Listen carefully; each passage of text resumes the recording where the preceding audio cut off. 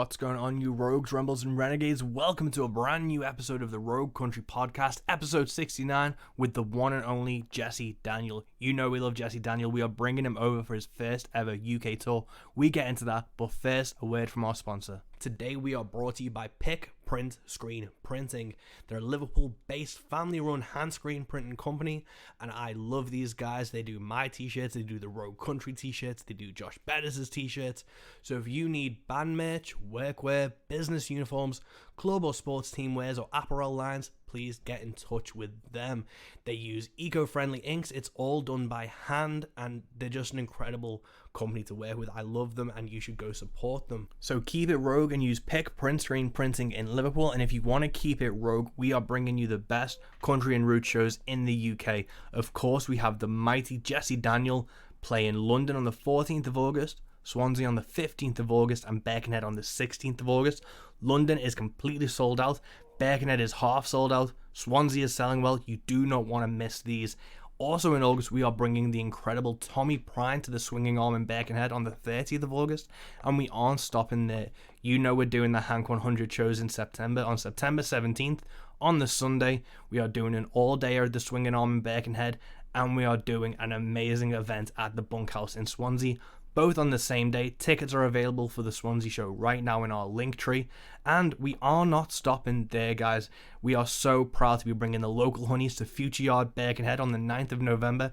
And you can get tickets for that now. Again, they are all through our link tree. You can link it through the podcast, find the tickets, and support incredible country music. But we are not selfish. We want to share the love. We want to share the incredible gigs that are happening that we don't have a hand in, but we love to see them happening.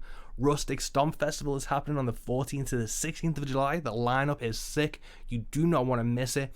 Pat Reedy is still traveling around Europe, and in the UK, he is playing What's Cooking in London on the 21st, Leeds on the 22nd, and then on the 23rd of June, this is the best lineup, in my opinion, that Pat's going to be playing on. The Underground in Bradford. He's playing there with Chris Dover and Jody Davis. They are lovely people. That's going to be an incredible gig, so make sure you get your tickets.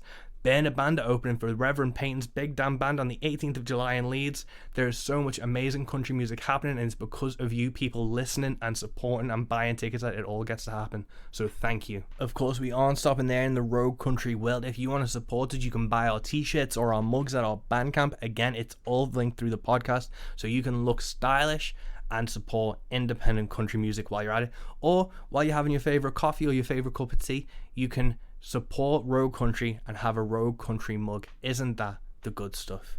But without further ado, let's get down to it. This has been a podcast I've wanted to happen for ages. I still can't believe we're getting to work with Jesse Daniel on his first ever UK tour. That is a phenomenal thing that we get to be a part of, and we're just so happy to be bringing him to the UK. We get into that, we get into the Sopranos, we get into songwriting, we get into his independent label, Die True Records. This is a phenomenal chat, and I'm so happy that I got to chat to Jesse before he comes over in August, and I cannot wait to meet him in the flesh with Jody, his songwriting partner. It's going to be epic. So, without further ado, this is episode 69 of the Rogue Country Podcast with Mike West and Jesse Daniel. Cool, so we're rolling, and thanks so much for making the time today. It's fitting. I expected greenery to be behind you for some reason, just to have that luscious forest behind you. Yeah, I thought I'd go outside for this one. Hopefully it's not too loud out there. We've got a lot of trucks driving by right now. Not too bad. So how's the shows lately been treating you? You were in Nashville the other day? Yeah, just just a few days ago we were in Nashville. And they've been really good, man. Nashville was crazy. We had Dennis Quaid come out to the show. Kind of blew my mind. The shows have been awesome. You know, we did the West Coast this year, and that's where I'm from. So getting back there to play those shows were awesome. We did the Midwest this year. And then kind of just did, Nashville, Kentucky, Indiana. And we're just gearing up for all kinds of stuff, man. The shows have been great. Oh, amazing. And with kind of West Coast, East Coast, South, obviously being from California, do you find there's much of a difference between like the country crowds as you play across the country? Oh, yeah, definitely. There's a big difference, like places like Texas are very specific. Like they have their own demographic of people. California also has its own demographic. A lot of people don't know, but California is very rural, in a lot of Yeah. places, a lot of farming, a lot of rodeo, and there's a lot of country people in California. So in a way, they're similar, but there's kind of minute differences every place you go, and I love it. I just love, meeting different kinds of people and touring all around. So that's kind of one of the cool things about what we do is we get to meet a lot of different kinds of people and see Mm. different places. So No, awesome. And with those like minute differences, were they in the factor when you recorded your live album at the Catalyst? Was that always where you wanted to record, or did you have like, I wanted to do it in Texas? Did you have like plan Bs or Cs maybe that you were thinking of, and what kind of came together? it was always the Catalyst, I think, that I wanted to do Yeah. just because that's where I'm from, Mm, it's Santa Cruz, California, that area. And those people kind of really helped lift me up early in my career to help us get to the point we're at now. And that was kind of my springing board mm, to the rest of the country. They built me up, they came to those shows and supported me over the years to the point where we were able to do things like make that live record. And so it was kind of a no brainer. I wanted to definitely do it at the Catalyst because, those are my hometown people. yeah. No, amazing. And like hearing them singing back, even on the first track of Tar Snakes, it's just goosebumps. So you definitely made the right decision. Yeah. Yeah. I'm very glad we did that. It was incredible, man. And was that just basically recorded over one night? Because I know, I'm a huge Kiss fan, and Kiss's live albums aren't really live albums in any sense. It's, copy Sure. and pasted from like 5 different shows. Was it all just recorded at the one set for yourself? And, what happens, happens. Yeah. Yeah, it was, man. We had to kind of narrow down 12 songs for the live record from the whole set because we played, I think, closer to, 25 or 30 Mm, songs. But it was hard, to listen back and kind of narrow down which ones you wanted. There was some feedback on some of them, and some of the songs were, better than others and whatnot. But mm, it was essentially exactly how we played it is how you hear yeah. it. There wasn't no funny business No. going on. Yeah. No, because I remember, I think it was like the first Kiss album, Kiss Alive, and they talk about how they added crowd like cheers in Oh between yeah. it and stuff. People And do that. yeah, and they fucked with guitar solos and stuff. And it shatters the illusion a bit when you grow up like loving these bands. But Right. from everything I could hear of yours, it sounds so natural and so ready to go. You really did such a fucking stellar job of capturing a live sound for you guys. Oh, thank you, man. I appreciate it. Yeah. All of those crowd sounds are all 100% real, Yeah. And so that was, yeah, couldn't have thought of a better place to do it. I'm glad it turned out the way it did. And were there any live albums that like you were kind of had as like touchstones when you were thinking about recording this, or any favorite live albums that you remember, just adoring as like a music fan, and it kind of informed this album? Yeah, definitely. Let's see, as far as live albums go, I really love, the live albums that Buck Owens Mm, had done, those ones are great.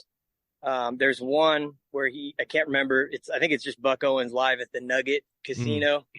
And that record's really great. The Carnegie Hall record is great. Um, there's some pretty incredible Buck and Merle, sets that they mm, captured. And what inspired me with those is that they were kind of untouched, like all mistakes and everything. Like it was the way that it was. And they were such amazing musicians that they just, turned out incredible. yeah. So really, those were kind of the two guys that really inspired me the most with the live record. No, that's so cool. And with Buck Owens and Mel and stuff, I know I read that like a neighbor introduced you to Buck Owens a long time ago. What was it about Buck and then about Mel that kind of really hooked you in? Because obviously they're huge for a reason, they're legends for a reason, but each person seems to have like an individual hook into why they actually love them. It varies so much from person to person. Yeah, I'd say with Merle Haggard, it was first the fact that I loved his music, and he's just such an incredible songwriter. He has an incredible voice. He was kind of the whole package to me. Like Mm. he had it all. He had that star quality as well as being, an incredible performer, songwriter, singer. And and then when I learned that he was also from California, he's from my home state, and he kind of represented that. He was a guy that we could be proud of. You know what I Mm. mean? He kind Yeah. of represented, especially in a time when a lot of the rest of our country is divided and people talk bad about California, for various reasons. Um, so that made me proud. I was like, here's this guy making good country music from my home state. And I also felt the same way about Buck Owens, but I love Buck's music because of a lot of the instrumental factors, like the Mm. guitar. You can't find twangier, drier, just barroom music than some of the early Buck Owens stuff. And him and Don Rich were, Yeah. huge influences on me as far as like my guitar playing and all that. Mm. And was that because I know you kind of grew up or you were into punk music as a kid? What Mhm. did you used to play guitar in punk bands and things? I did, yeah. I played both guitar and drums, mostly drums. That was my first instrument, was playing the drums, and played in a lot of different punk bands doing that. And then I played guitar in a couple different bands as well. Mm. And I love that music, punk rock music. I think that there's a lot of similarities between country and punk rock. Yeah. Being that they're both honest forms of music. They're really honest. They're kind of emotive. There's usually an emotional theme that goes Yeah. along with a song or a country song. And sonically they're a little different. One is distorted and fast, and the other can usually be a little bit more cleaned up. But I just think there's a whole lot of similarity with the two. So Mm. No, definitely like three chords and the truth applies to both, and there's such exactly, pure expressions of what's happening to someone at that time. yeah, that's the truth. That's the truth, man. Mm. But switching from drums to guitar, was Buck Owens and Don Rich, was that an influence in that transition, or did that come later? And because I know you play like Fender acoustics and Fender guitars, and obviously Don Rich and Buck, famously played those as well. Were they driving forces in that style? Oh, definitely. Yeah, I'd say them, and also my dad is a musician Mm. also, and he always played Fender guitars. And so kind of just growing up in California also, Fender is a California company, so Mm. that's kind of like the guitars that everybody plays out there, and they're kind of synonymous with country music, the Telecaster, Yeah. everybody, all the country guys play them. And so it's kind of a natural choice. But in the playing, uh, I grew up kind of learning blues scales, stuff like that. And then as I got more and more into country in my teen years, kind of just naturally went in the country direction. Mm. It's a little bit of a hillbilly mix up of all different kinds of music. Yeah, well, that's the best thing. And what I really respect about you is, you say you play my kind of country. And I think, you know, people can interpret country music to mean so many different things. It's a widespread in genre, but you Oh really yeah. plant your flag and make such a unique sound while still paying homage and tribute to what's come before. It's a really delicate balance that you've struck that. And I think that's why a lot of people respect what you do.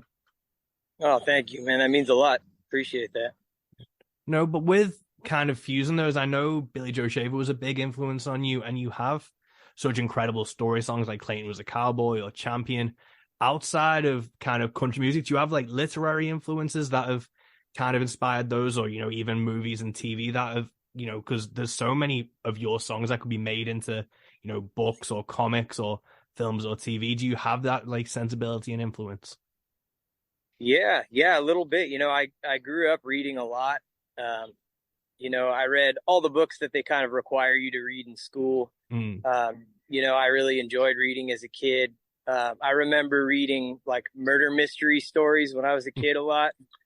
We found a big stack of, can't remember if it was Hardy Boys or some other like old school kind of mystery duo type books. And I used to just kind of devour those things and read those.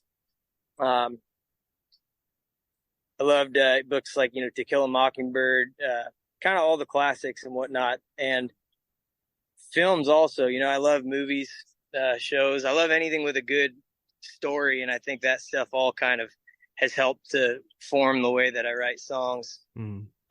As well as listening to guys like you said, Billy Joe Shaver and Tom T. Hall and Merle Haggard. All Yeah. those guys are great storytellers. So, Have there been any recent films or TV shows that have not necessarily inspired you, but really grabbed you lately?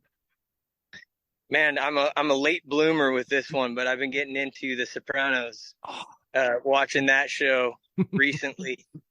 And my dad and my brother are both really into mafia movies. They love all that Goodfellas and Godfather.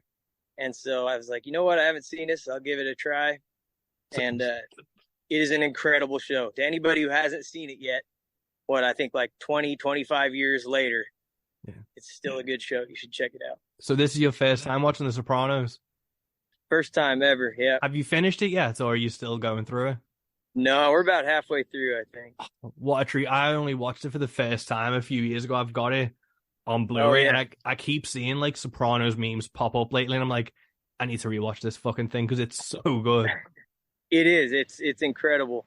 Those are the types of shows and movies that I like that really develop a character, Yeah. and you get to know those people. And that's kind of similar in songwriting for me. Like those are the songs that I like is, the descriptive things that they can fit into 2.5, 3 minutes. Yeah. This intricate story, that's that's a crazy skill to be able to do. And I'm always trying to get better and perfect that as much as I can. Well, with obviously that brings me on. I was going to ask about character development because obviously Sopranos had 6 seasons to kind of develop Tony Soprano. You had 3 minutes to develop Champion or Clayton. When you're writing one of those stories, do you already have the person envisioned in your head and you're like, I need to describe X or Y in the first like line or two to really get people to care about this? Because you don't have the 6 seasons to have someone fall in love with a character. You've got 15 seconds really if you don't want someone to like not pay attention. Yeah. That is kind of a tricky thing with songwriting. You've got to get people's attention off the bat. And I think, one thing that I try to do with my music is because I co-produce everything I've ever done. I write all of the riffs, all of the guitar parts, down to like what the steel guitar does. I kind of have my vision for it, and I can't always articulate it myself, but like I'll show the people how to play it basically. And I try to make whatever kind of music is going on in the very beginning, whatever kind of instrumentals, I try to have it be really melody driven and kind of tie into what the hook of the song is, And I feel like that's whenever I'm listening to country music, if there's a really cool, simple lick in the beginning of the song that imitates what the chorus sounds like, that kind of draws me in. And I think it always has for people. That's kind of a little secret. And so I just try to make things interesting and, musically to back up what the story is. And that's kind of, I think, the best that I could describe kind of what I do with that. No, definitely. And with kind of co-producing, there's such an intricacy to that type of thing. Do you have any like advice, or do you have, when you go in, it's like you've got this thing that you're trying to relate to people, but do you have sounds that you're like, we need to hit this and we need to leave that at the door?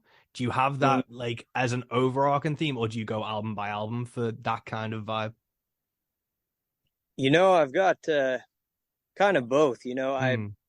For every album, it's obviously different. You try not to make the same album twice, but I've definitely got my style, and the way that I like things to sound. And it's taken years to kind of develop that, playing live and making records, to kind of get all of those influences and kind of project them outward and have it be authentically, myself. Because I feel like, in the beginning, every artist is just kind of emulating what they love, and what they grew up listening to and who they want to be.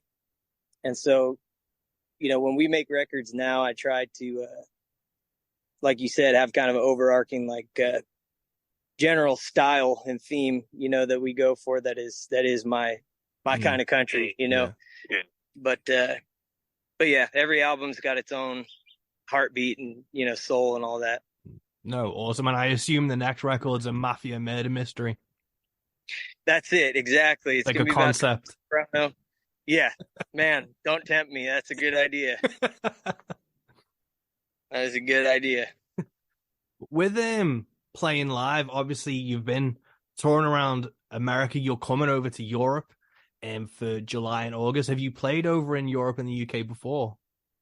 No, I've never been to Europe, so I've always wanted to go. I'm really looking forward to getting over there, and I've heard our London show is sold out already, which It is is. pretty incredible. I can't even believe that.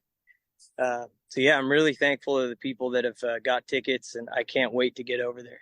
And Gonna with be a it, lot. yeah. And with it being a duo show as opposed to a full band for the UK, is Mhm. that something you kind of factor in with Jody and you guys talk about compared to, the live at the Catalyst experience and even in Europe you're playing with a band?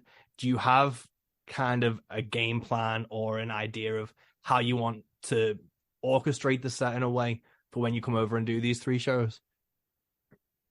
Oh yeah, yeah, definitely. We always try to kind of tailor the set to whatever uh, setting it is. Like if we're doing a solo setting or a duo or a trio, I try to fit more of the songwriter kind Mm. of story songs in there.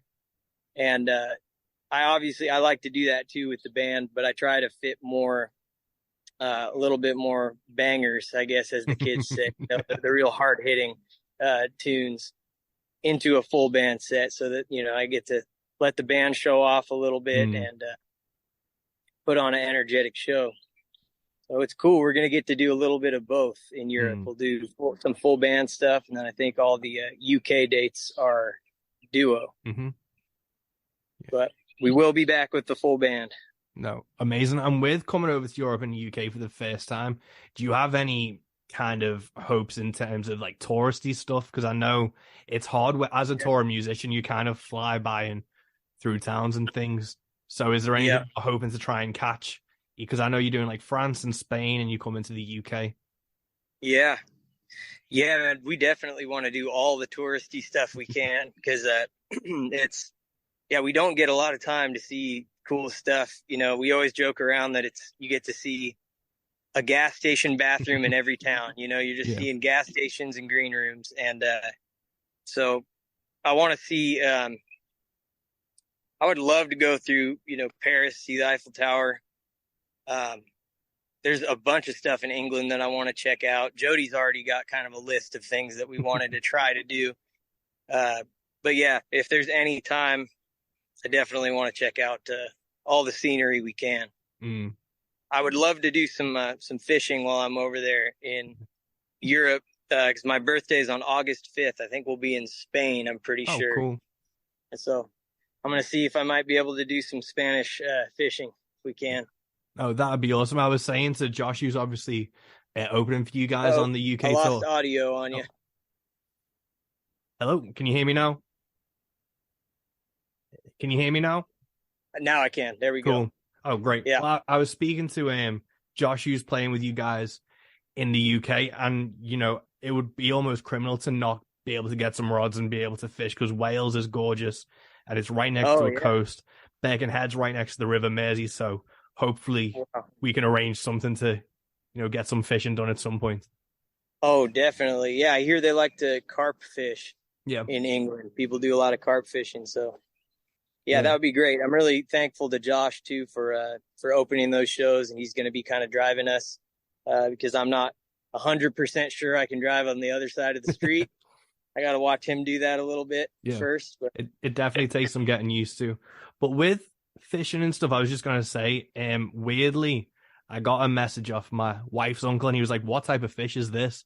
And someone had released a goldfish into the local pond that he fishes out of, and it had grown to fucking huge proportions, and he didn't believe. oh He yeah, was like, "This has to be a mutated carp." Or so I was like, "No, it's a goldfish." But with fishing, where did you first kind of fall in love with it? Was that something as well through your dad or growing up, or was it something that you kind of came to later in life? Kind of both, man. I started when I was a kid. Um, my dad wasn't a big fisherman or anything, Mm. but he would take us once in a while to this local lake that we had called Loch Lomond, Oh yeah. and yeah, just like Scotland. There's a Mm. ton of Scottish history in the Mm. place that I grew up. It's actually called Ben Lomond, California, and so we would go to Loch Lomond. We would fish there once in a while, and I remember as a kid catching some little bluegill and loving it. Being really Yeah. excited. And then kind of grew up, didn't really do a whole lot of it, but just since 2020, really, when everything kind of happened and Mm. we had this downtime to kind of relax, or not relax. We made a record, but Yeah. we weren't on the road, so I had a little more time to go, and I was like, you know what, I'm gonna get back into fishing, and it's been an obsession ever since. So Yeah. haven't quit it. Yeah. No, it's such an emotive thing, I think, because a lot of people over here, my granddad did it, my dad did it, so I grew up on it, and I remember. I don't know what it's like in the US, but over here you need like a license to fish lakes and rivers, but open seas kind of anyone's game. So I just remember, whatever the weather, just huddled kind of in a car, half parked up a curb, while they're like Oh fishing into yeah, the sea and stuff. But it's such a connected thing, I think, fishing. And that's one of the it kind is. of niche things I see about kind of some of your fans is how kind of linked together it is with, country music and fishing. And people have like those two passions. It's been a really wholesome thing to see so many people kind of connect with you through it. I agree, man. It really has been cool, and it is. You connect yourself to nature when you're out and you're doing something like fishing or hunting Mm. or even hiking or swimming. Like literally any time that you're out in the sunshine and you're getting outside, I think it kind of humbles you, and it grounds you to what really matters. And I always tell people that we've got the best fans in country music because they're some of the most down to earth, kind people that come to these shows. And people are sending me pictures of fish they've caught and stuff like that. And I do think it goes hand to hand. Those types of people. Yeah. Um, it's a grounding thing, man. I love it. I was just about to ask how many fishing posts do you get sent or tagged in a day? Oh, a day. I mean, shoot, I'd say like a week. In a week, I get like at least a couple. I'll get a couple of those. I love to see them. I always repost them. Yeah. It's very cool.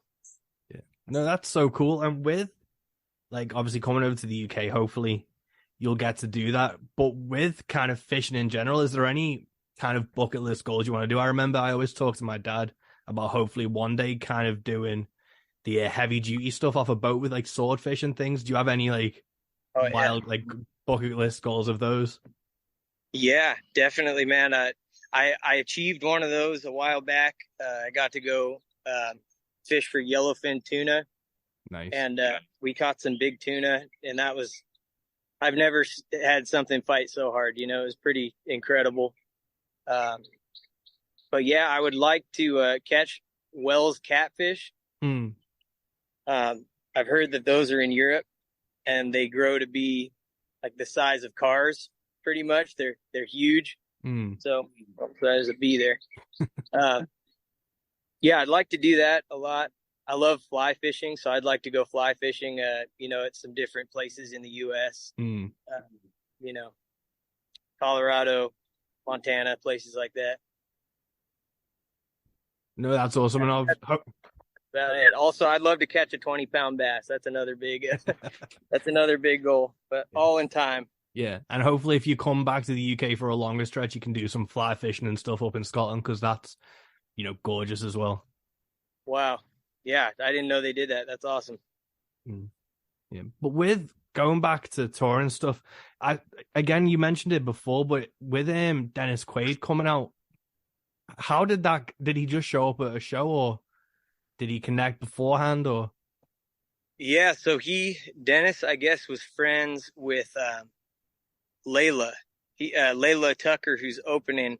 Her mom is Tanya Tucker, and so I guess her and Tanya were friends with Dennis because he was kind of getting into music and making his own music, and they had connected and been family friends for a while. So I guess he was in town for something, and he came with a friend of his to the show to kind of say hey to everybody, watch the Mm. show, and then we were getting ready to go on stage, and my tour manager texted me, and he was like, "Hey, you never believe it, Dennis Quaid just walked in." I was like, "No shit, that's crazy." And so I'm about to round the corner to go onto the stage, and right in front of me, Dennis walks in, and I grew up watching, all the movies that he Mm. was in. So it's a weird thing. You get almost kind of starstruck Yeah. for a second, but he was a nice guy, and he enjoyed our set. He was watching it the whole time, and it's pretty cool. I Yeah. love it.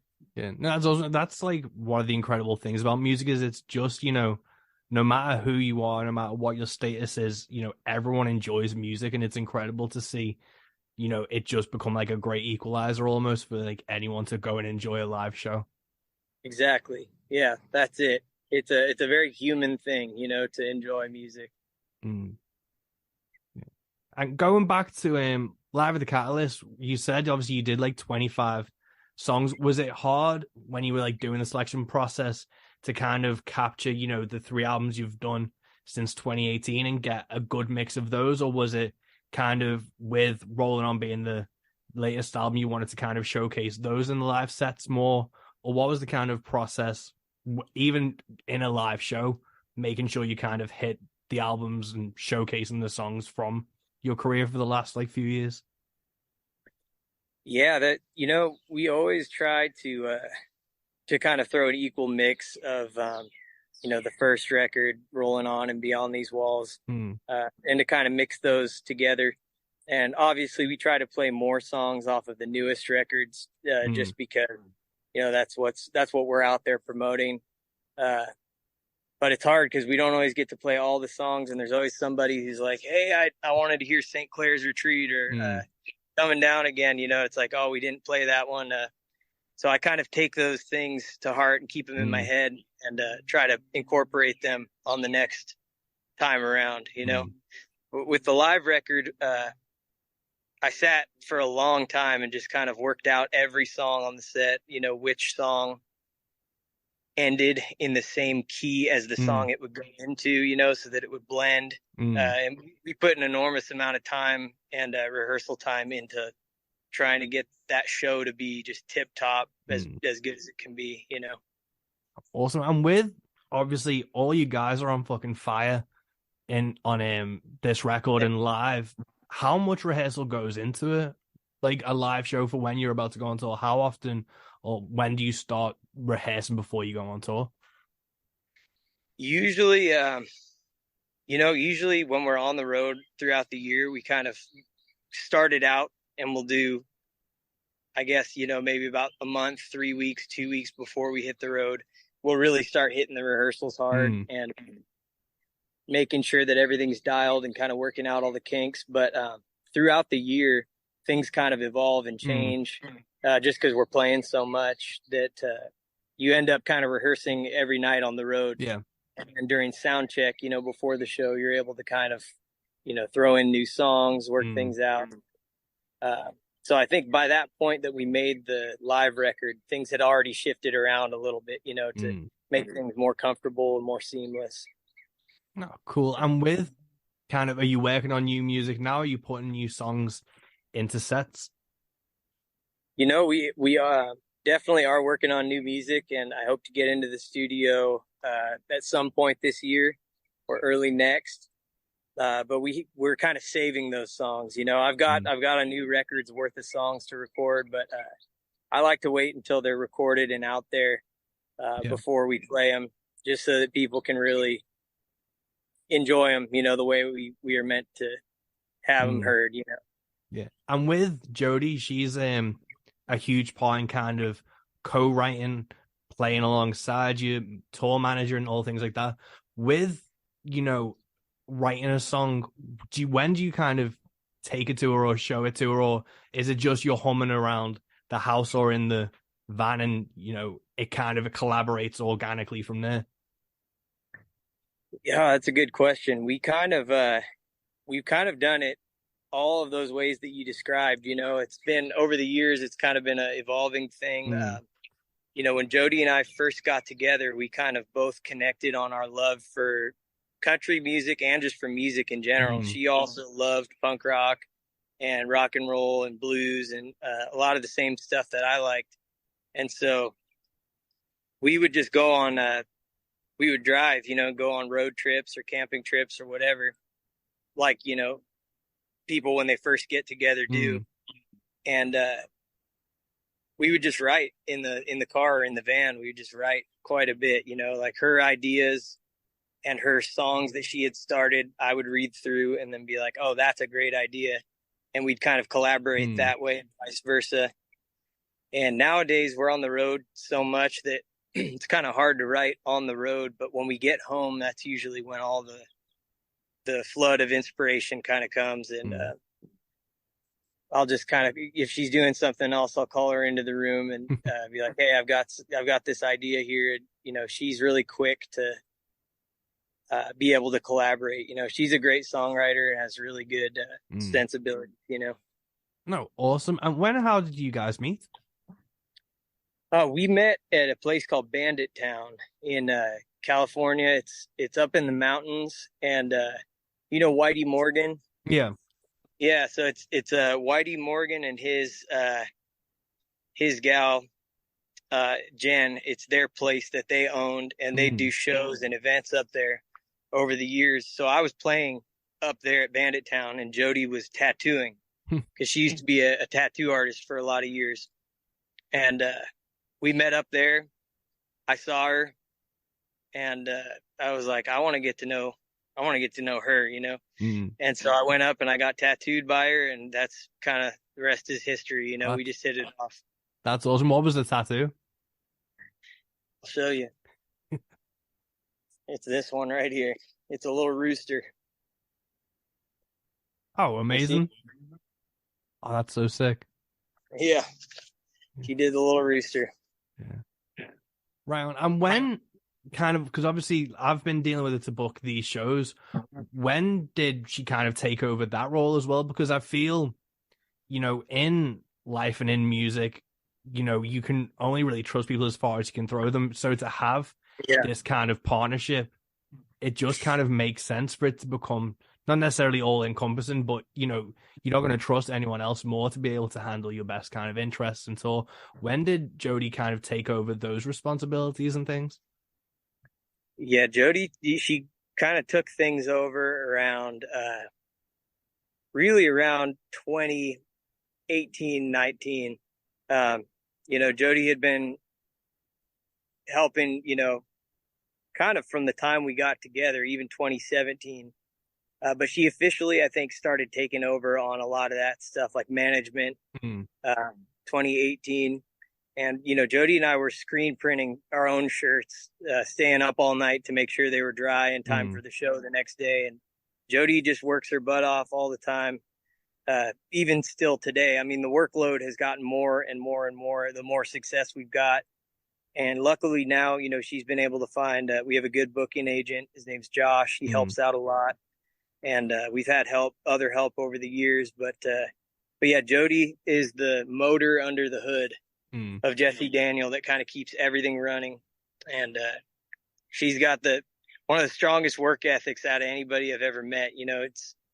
She doesn't quit. So uh, you said it best, man. As far as you can't trust anybody. As far as you can throw them, it really is a blessing to have somebody who cares and loves you, that you also work with. Because yeah, nobody's going to promote you better than yourself or, No. your own family. So we just try to keep our circle small and just work it that way, kind of organically. No, definitely. And I love that it's, obviously coming from punk and being influenced by that, the Mm-hmm. DIY ethos is so tied to punk music and it's so easily translatable to, any type of music, any type of country from screen printing to how you promote yourself. It's really Oh, cool yeah. to see those kind of lessons taken away and put into different genres like you guys are doing. I agree. Yeah, it definitely is.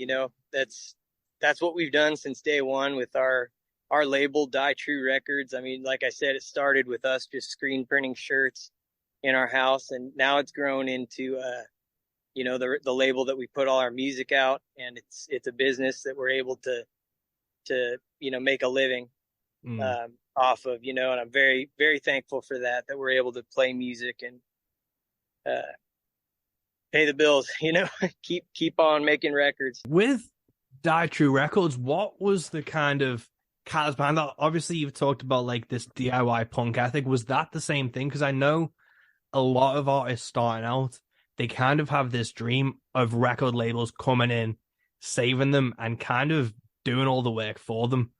Yep. But obviously you've started your own label to bring your own music out. What was the kind of decision to do that? Was it, not even entertaining labels and things and just going, it needs to be mine?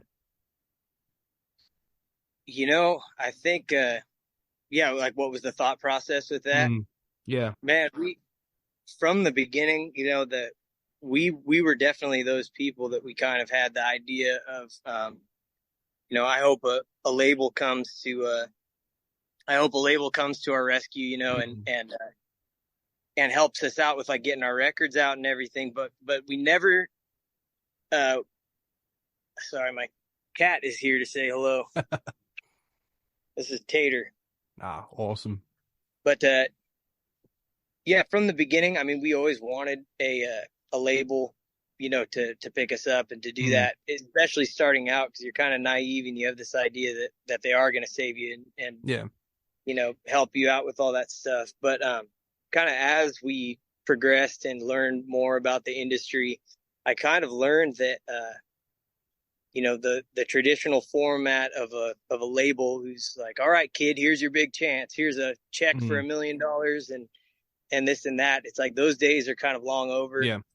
and the deals that they are making now are either really bad for the artist, where you're signing away all your masters, Yeah. you don't barely own anything that you do, uh, or people are just remaining independent. But the good thing about now is there's a lot of guys out there that are absolutely killing it, that have kind of helped to reestablish this, like you said, like a DIY Yeah. kind of ethos that guys like Sturgill Simpson. I Mm, remember when he put out his first two records, those were huge.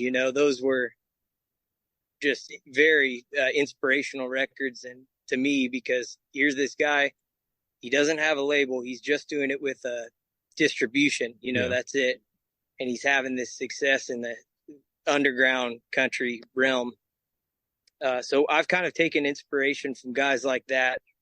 Uh, BJ Barham from Yeah. American Aquarium. He's a friend of mine, and he's given me some solid advice as far as what to do and not to do, because he's done everything Mm, totally independent, yeah. and he's making a good living doing it. And so, um, I think these days that's kind of the goal, is just to be able to keep building while doing it 100%, independent, and retaining all of the rights to our songs.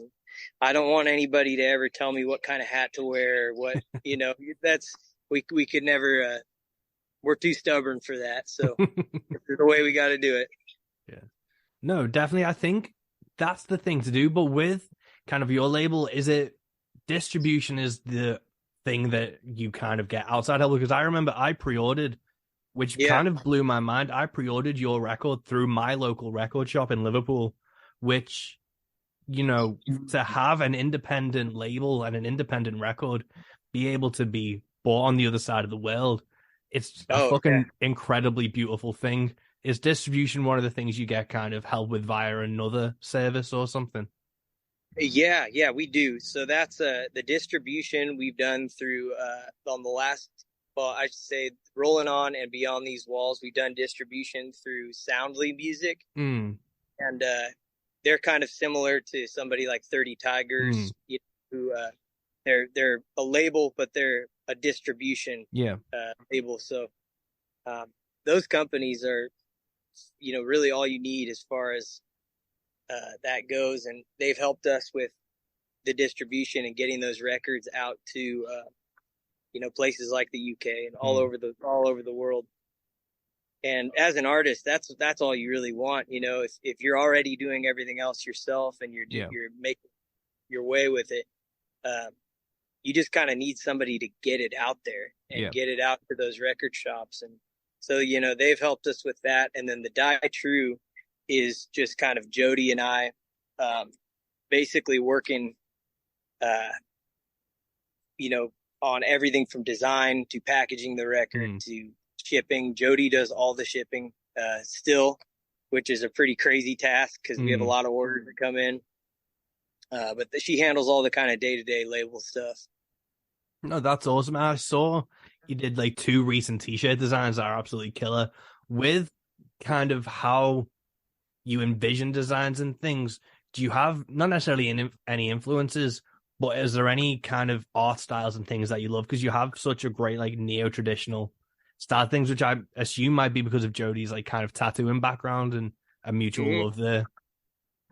Yeah, definitely. Jody is just such a good artist in general that she has a really clear vision of like what's cool, to her, and Mm. what she doesn't think is necessarily cool. And um, she's been able to kind of steer the ship as far as like what the designs look like, and Mm. even the other artists who've designed stuff. A lot of people like myself, I'm not really artistically talented in that way, with visual Mm. art.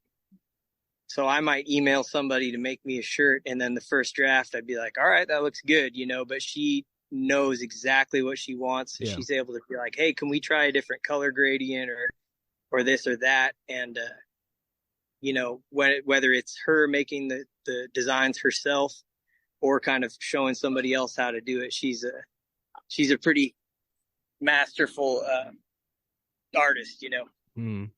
Oh, that's so cool. And again, it must be good to be able to obviously have someone who knows you so well be involved in not just like the songwriting process, but kind of everything to have that kind of artistic eye to create that kind of Mm-hmm. follow through vision must just be so cool. It is, man. I'm very thankful for it. Jody and I are just a good team. We kind of work well together, and it's helped. I love the merch that we've made, and both of our idea with music and with merch, and like literally everything we put out. It's like I don't want to do anything that I wouldn't wear myself, Yeah. or or I don't want to make music that I wouldn't listen to myself, the Mm. music that I'd want to hear. Uh, so that we just try to keep doing that, and that's kind of our mantra. No, right on. Do you have any designs in like the times you've been kind of putting out t-shirts and merch? Are there any like top three designs that you distinctly remember being like, this is cool as fuck? Oh yeah, yeah. I'd say one of my favorites was Jody drew an eagle tee that we had last year, and I think the year before. Mm. And she hand drew this eagle, and then we put it on a shirt, and it was just beautiful, really intricate and cool, and people loved that shirt, and that was one of my favorites. I really love the truck tee that we just put out with Yeah. the got another eagle on it and the old semi truck. Um, I love that style of t-shirt. And then back in the day, the guy who designed the record, uh, Matt Sabbath, Mm. he did. He's actually from England, I think London. Pretty sure he designed the self-titled artwork for that Mm. record, Oh, and cool. we put that on a shirt, and that remains one of my favorite pieces of art just because it's so nostalgic. It was Yeah. kind of our first take into country music, and so that'll always be one of my favorites. No, that's so cool. And with kind of that being your first take into country music, was there any, when you were creating that album, was there any kind of trepidation or worry about how you thought it might be received? Because you've got such a strong kind of identity and you're so set in who you are. You obviously, it's my kind of country music. That's, what you do. Was there any worry about people not getting it necessarily or, not being understood as what you wanted it to be? Oh, definitely. I think that's like something that artists or musicians or whoever, you always kind of wonder if um are people going to like this? That's one of those almost self-doubt thoughts Yeah. that will creep in once in a while. And, that's gotten less and less for me over the years, like as I've gotten more comfortable. But I Mm. remember back then it was a really vulnerable, feeling thing to put out a record. And, all I knew was that, we had done all we could do with that record, and we had Mm. made it to the best of my ability at the time, with it being my first solo self-titled record I'd ever made. And I just remember sending it out to everybody and being like, all right, let's hope everybody likes it. But yeah, that's definitely been a learned thing, I think, over the years, that I've gotten more and more confident in what we're doing and Yeah. more of a sense of identity. And because even in that album came out in 2018, it's been 5 years now. Even in that 5 years, it seems the country scene in the US and internationally has really solidified into a new beast compared to what it was 10 or 12 years ago. I It know. seems you were kind of ahead of the curve on what that wave was about to be. So it must feel almost like vindicated to see what's coming out now. And, Hmm. where you are with obviously Live at the Catalyst being almost like a victory lap of support. Was it interesting to see that grow in the last 5 years? Man, it has been really cool to see that grow, just because I totally agree with you. I feel like the whole kind of worldwide scene and realm of country music right now is in such a better place, I think, than it was 5 years ago, or even 10 years ago. Mm. Like, there was a lot of good stuff coming out 10 years ago. Um, but it was definitely more underground. And that's when guys like Sturgill, Yeah. uh, and, Chris Stapleton, guys who at the time were not insanely successful. They had some success, but when that stuff really started to blow up, I think it just kind of shook everything up Yeah. and made way for guys like Tyler Childers, and all of these, like, new artists. Even though they've been doing it a long time, um, it kind of paved the way for that to happen. And yeah, I feel like we just started at a really cool time, putting that record out, because I've got to see it kind of grow and see it go from people listening to just straight pop music, pop country Yeah. music. Not that there's anything wrong with that. It's like a lot of people like it. Uh, to listening to Tyler Childers at the bar, Yeah. now, like, you go into a bar and every kid, from the age of 18 to 65-year-old man, people all know White House Road. Yeah. And that's a traditional sounding country song. It sounds like a Waylon tune, and Mm. that's, to me, that is a victory right there. Just to be a part of this time in country music with guys like him and all the other great artists. Mm. Sorry for the long-winded answer. It's just, No. yeah, something I'm totally passionate about. I love being a part of this time right now in Yeah. country. Yeah. No, that's exactly how I feel, because I remember it was maybe 2015, 2016, and I was in a job I fucking hated, and I was sat on my lunch break, like scrolling through social media, and I found, like, I think it was like a Rolling Stone article, and it Yeah, was a profile on Chris Stapleton, Sturgill Simpson, and Jason Isbell Jason as Isbell. like, I read. Man, go ahead. yeah. Sorry. But did you read? I assume did you see that article as well? I think maybe it was 8 years ago now. Man, that is so crazy that you say that, because I was working a job that I absolutely hated. And I was a cashier at a grocery store. And I remember at that time I was doing that. And I remember they had a little, rack of magazines of Rolling Stones. And I remember flipping through it and seeing, that article and being like, wow, this is cool. Because at that point I had already been listening to some of that, those newer Yeah. guys, uh, or, not newer guys. Again, they've been doing it a Yeah. long time. This was the first I was hearing of them. And it was hugely inspiring, man. Yeah, it was like, wow, here's these dudes making it into Rolling Stone. That was the Yeah. magazine, right? Rolling Stone. I'm pretty sure it was. Yeah. Yeah, I thought it was too. But yeah, that's so funny, man. Same thing, working a dead end job, and I was like, man, there's hope. You Yeah. know? Yeah. But I remember I'd known about Stapleton because of the Steel Drivers, but I hadn't heard Yeah. Isbell or Sturgill before that. And I remember it was a complete game changer. I was like, I'm gonna start listening to these people. I'm gonna pick up a guitar and start doing it my fucking self. And it's just been Yeah, interesting in like that the 8 years since that article, which I might start asking people how many people read that as well while they were sitting in a dead end job. To see yeah, from there to now has just been an incredible change in the scene. yeah, definitely. And yeah, to kind of tie it all in, like there were those guys who kind of paved the way for that. Then there's like the wave of guys like Tyler Childers who were out there shortly thereafter having just massive records.